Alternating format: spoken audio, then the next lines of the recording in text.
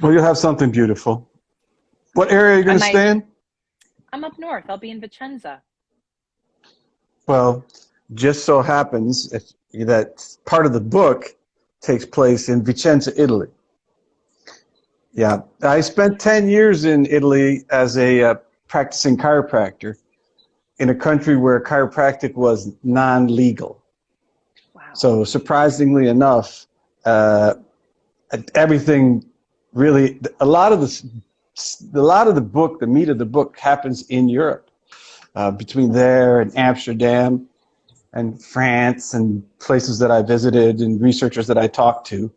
So Wow. Vicenza was my home for 10 years. So I think I'm pretty familiar with that. We know that you're close to Venice, and That's right. I'm a very good tour guide of Venice. That's kind of my specialty. But Oh, I mean, if you could be there on the 22nd of May, my parents will be arriving. yeah, You could just show them right around. So if you want to just go ahead and yeah, fit us into your agenda. Okay. yeah, no. You might have a few other things on your plate. Joe, speaking of, your book is one of them. I was so delighted. I spoke with Elizabeth, who has been working with you on this project. And, I said, this is going to be fun because I'm going to get to read the book for the first time, once we publish it. And I'm going to, get to know more about it on even this conversation than I do yet, because I have not yet had the privilege of being in the journey alongside you. So tell us about this book. I mean, other than it taking place, in the likes of Vicenza, Italy, and other European places, Well, why are you writing this book? What's the big deal? well, I think a lot of people have a book in them, and my day job really as a researcher and scientist is a company that does devices which are transcranial photobiomodulation, which are light devices that put light energy into the brain and change people's lives. And I'm talking to a guy who is working at another company that does that. He's like, "Yeah, I wrote a book 3 years ago or 5 years ago, and I'm writing another one." And I said, "Well, are you going to publish it, or are you going to do anything?"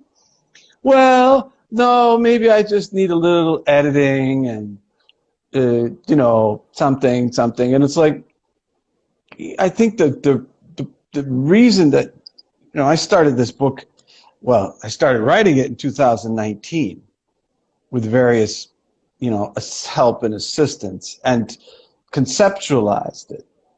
But I'm a scientist, I'm a doctor, I'm a researcher, I'm a medical device developer. I coach people for cognitive, improvement. So, but I also have a bachelor's in creative writing, right? So I figured I should be able to do this. But unfortunately, you just think like Andrea Bocelli is a great singer, Mm-hmm. but that doesn't mean he can make you a good dish of pasta, right? So we all have our specialties, and what can I say?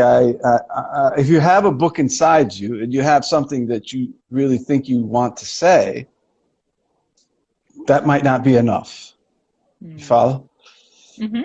Yeah, I So do. again, my passion was trying to get get this information down so that it could be understandable.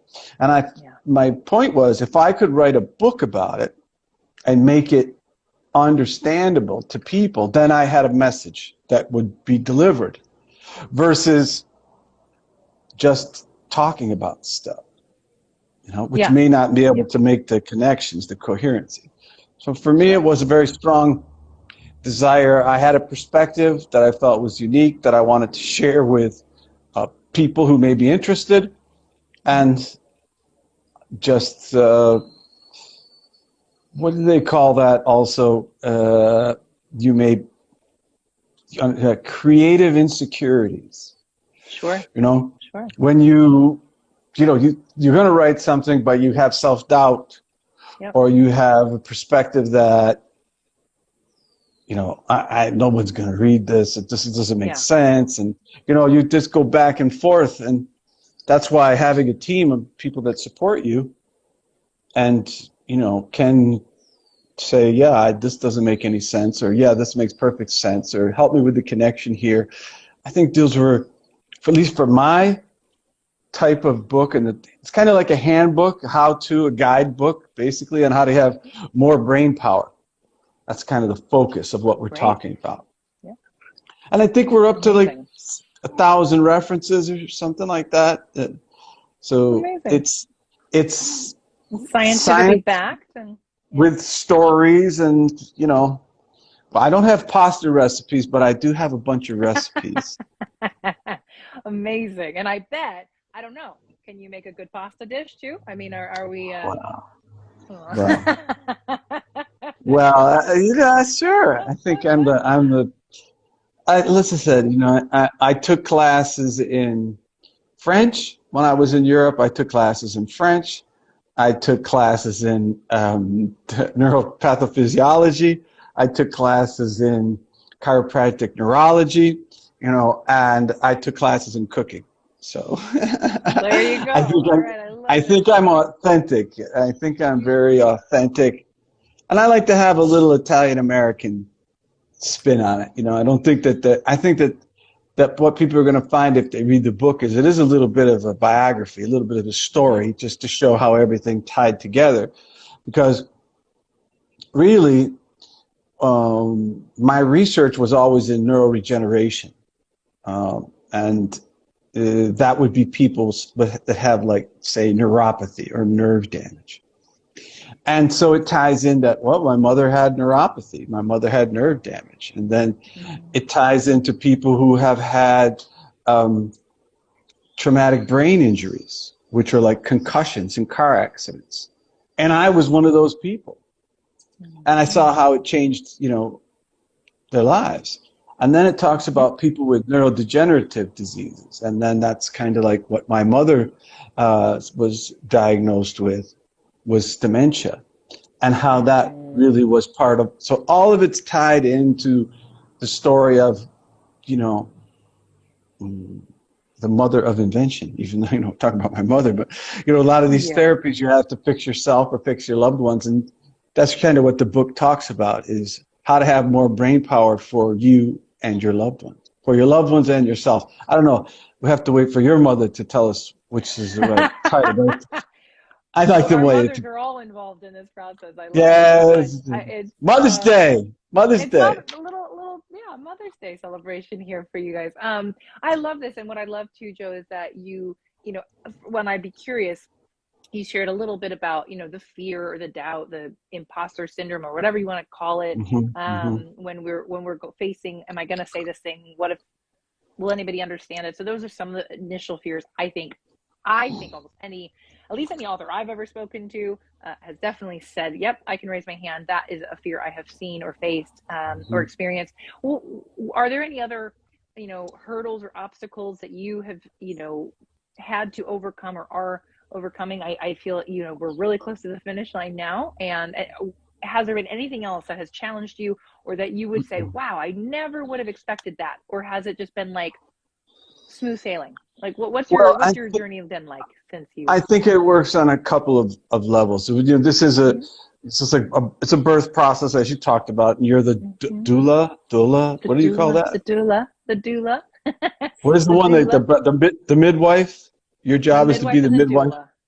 Well, just to birth in your case, I think I'm a little bit. I don't know if I'm more the midwife, because you're going to kind of come in and to me at the very last. Whereas like Elizabeth's really been like doulaing, you know, like holding the whole thing for you. But my daughter is having her baby at home this week. Oh my goodness! So congratulations. It all kind of ties into that. And the thing is that, you know, I knew that this was going to be a significant amount of work for anybody that helped me in this, because they had to learn a lot of new information.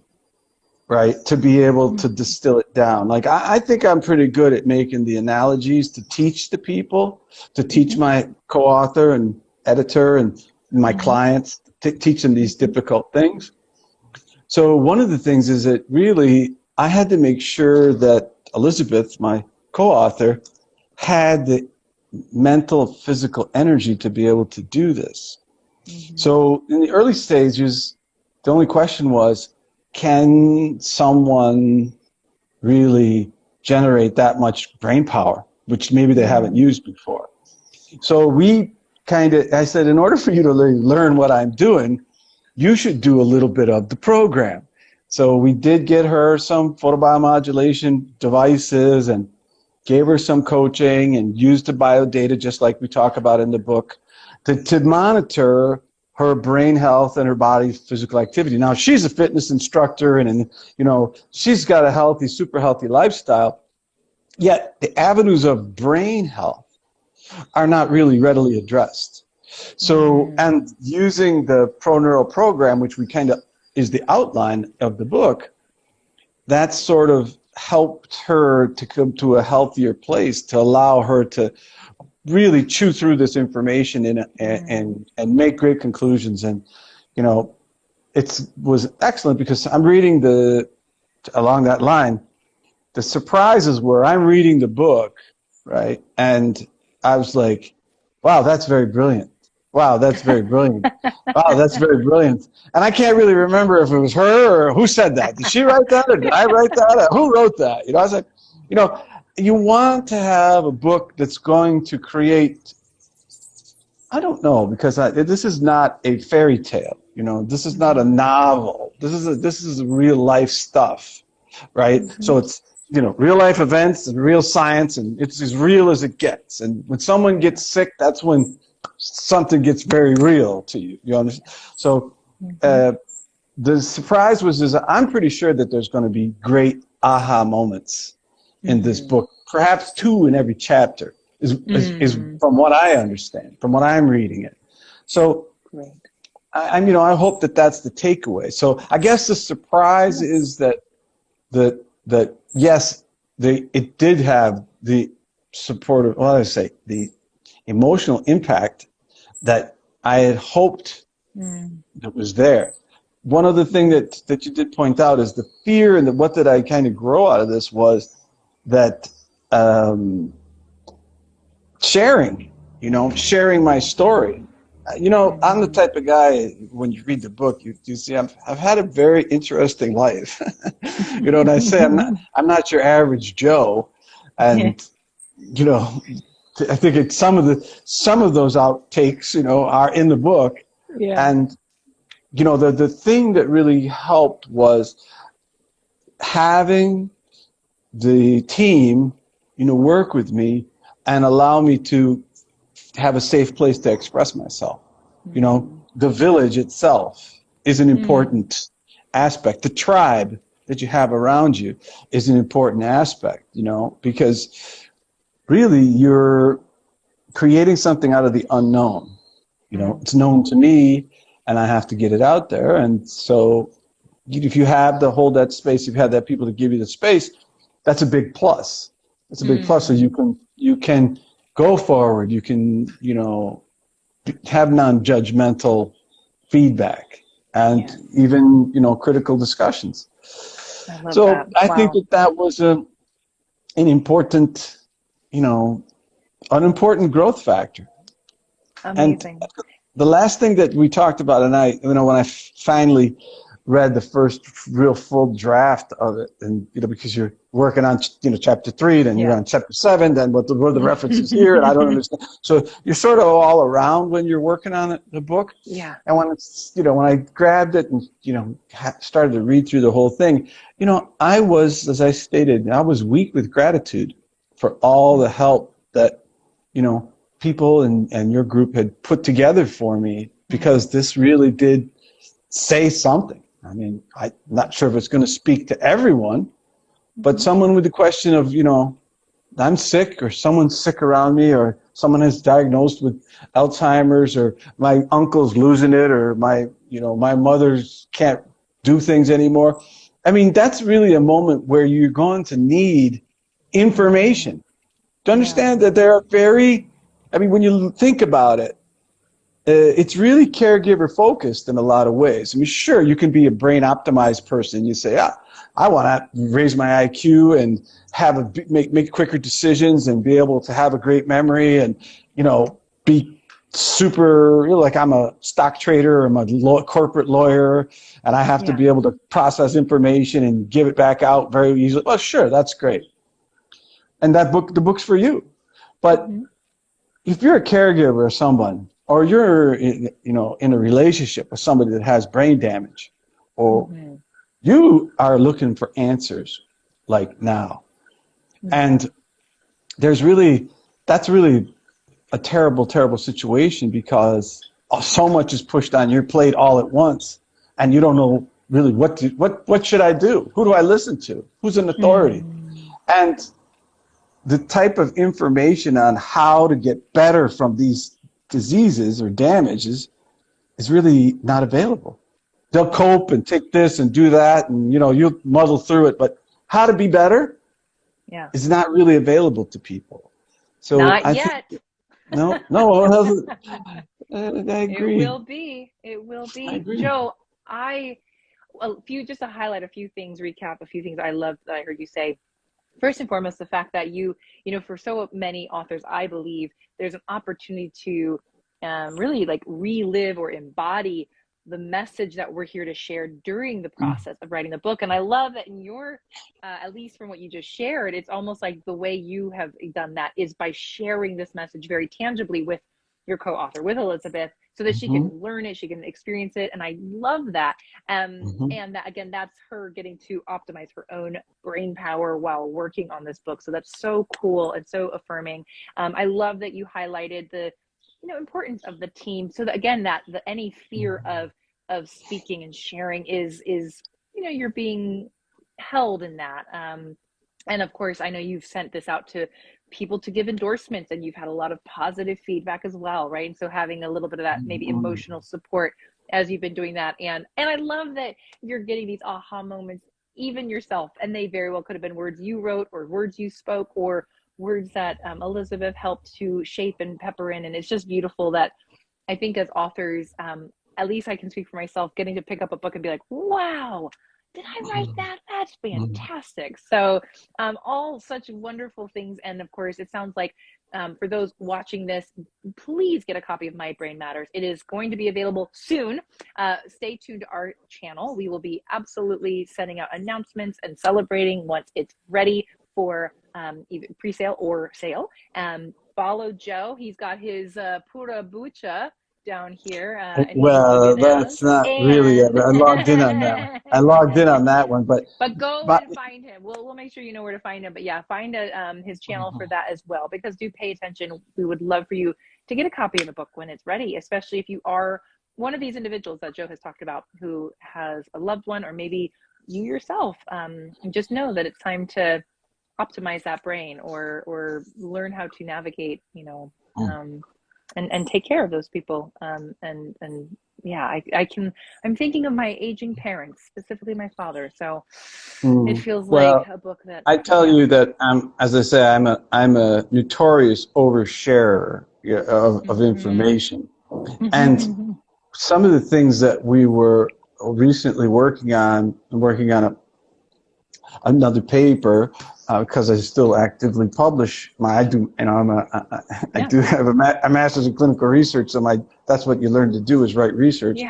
And so very, very surprised. And the things that I talked about, the things that I postulated in the book, there's a thing that they describe as LOAD, LOAD, which is late onset Alzheimer's disease, or any type of real dementia.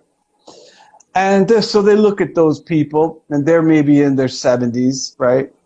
And what they looked at is OLOAD, which is offspring of late onset Alzheimer's disease.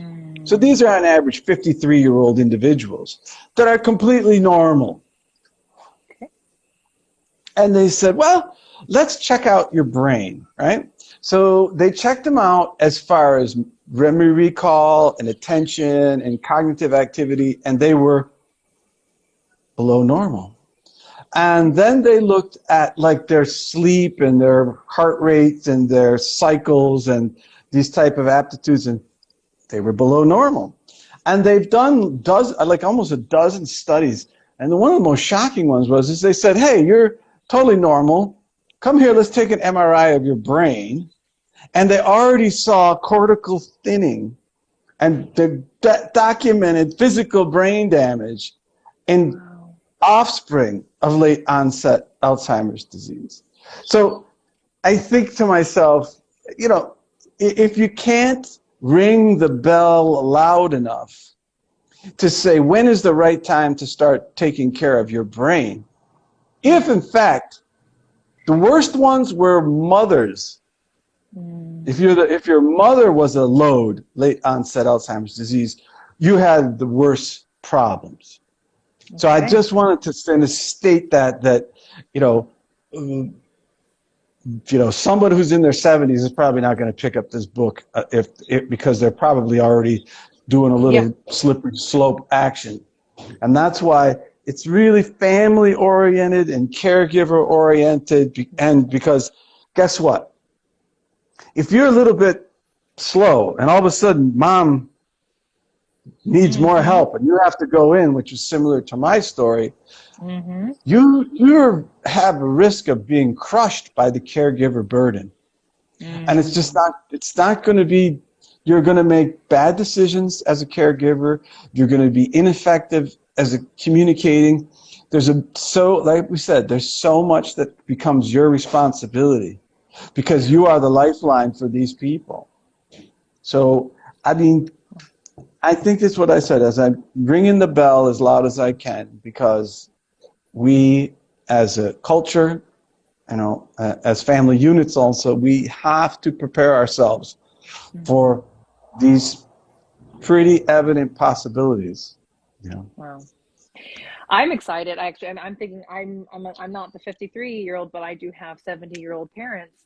So I'm going to read a copy of this book and see if there's some things I can actually be doing now or in the next decade to begin making some changes. Joe, before we wrap up, which we'll do here in just a moment, what just leaving our viewers, who some of them maybe are forthcoming authors themselves, maybe they have a message. You've already spoken to a little bit of this or at the very beginning, so if you're coming in now, go back and watch the beginning of the live, because Joe said a little bit about everyone has a story or maybe a book in them, but what lingering inspiration or advice or offerings do you have for those who might want to write a book one day?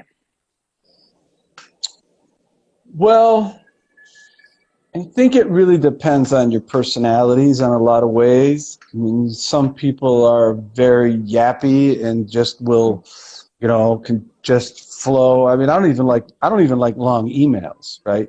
Or long Instagram posts. So I'm a little bit, my way of speaking and communicating is a little bit jumps around. It's kind of circular. It doesn't, it's kind of storytelling.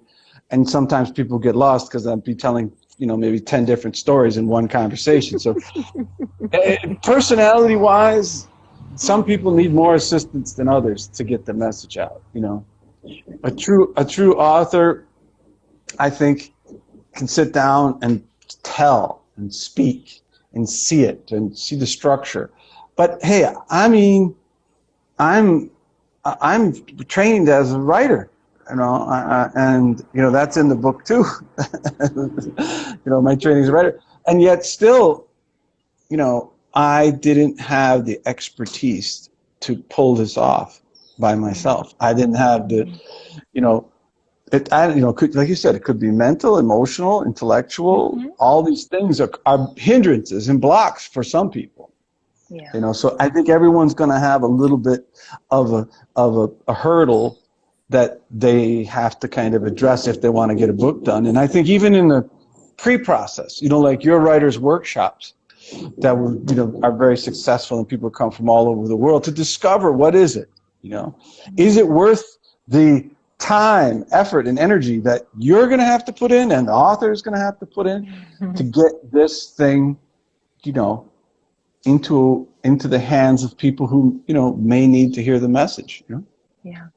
Well, thank you for that. And I appreciate, again, the loving words of our particular team and village. And of course, anyone who's watching this, if it's us or someone else, again, I do think the support, the co-creation, the collaboration of bringing something creative in the world is so valuable and maybe essential. I won't say that for everyone. And yet, I think for many of us, if not most of us, it is so vital. So, Joe, thank you for being a part of the village. Thank you for walking this path with Elizabeth very closely and with all of us here. And I'm really excited to see this book come into the world. I'm eager. The cover is awesome. I know the inside is going to be just as awesome. And so again, if you're watching this, be sure to stay tuned for us to make the big book announcement when the time has come. So, Joe, thank you so much for being here. I'm gonna be on the red carpet. You're saying the big red carpet. We're gonna roll it out for you. We're gonna roll it. A lot of paparazzis. Yeah. And if I don't see you before that big day, maybe I'll see you over in Italy. So just you come on over and say hi. We'll have a bowl of pasta. So, mwah. All right. Ciao. Thank you. Ciao. Ciao.